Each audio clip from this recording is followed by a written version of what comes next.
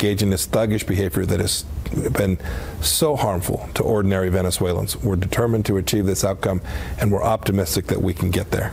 Well, speaking of the Obama administration, former Vice President Joe Biden obviously toying heavily with a 2020 run. He has also been meeting with world leaders and talking about that. Politico has this. Their headline is, "World leaders tell Biden we need you."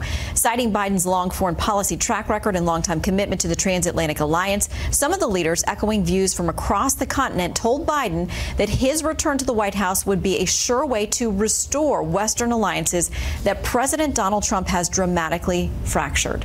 Your response? Yeah, that's ridiculous on its face. I suppose it's just some campaign rhetoric that we'll continue to hear about. In fact, the truth is just the opposite. Look at the coalitions that this administration has built out. We have engaged in North Korea with the toughest sanctions, global sanctions, that come from every member of the UN Security Council, while also having the most successful diplomatic effort in North Korea. We've done them both.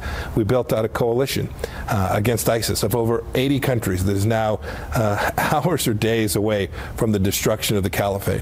We built out a coalition of 60 countries that showed up in Warsaw to push back against the threat from the Islamic Republic of Iran, a threat that the previous administration simply ignored. Indeed, the Vice President's administration put Iran on a path which almost guaranteed them a clear path to a nuclear weapon system. No, indeed, the work that I'm doing, in fact, tomorrow on my travels to Lebanon, pushing back against Hezbollah, is cleaning up for what the previous administration failed to do. Well, and I know that you've said there that you want to talk to leaders in the government and assure them that there are ways that you say that they can be extricated from the threats of Iran and Hezbollah.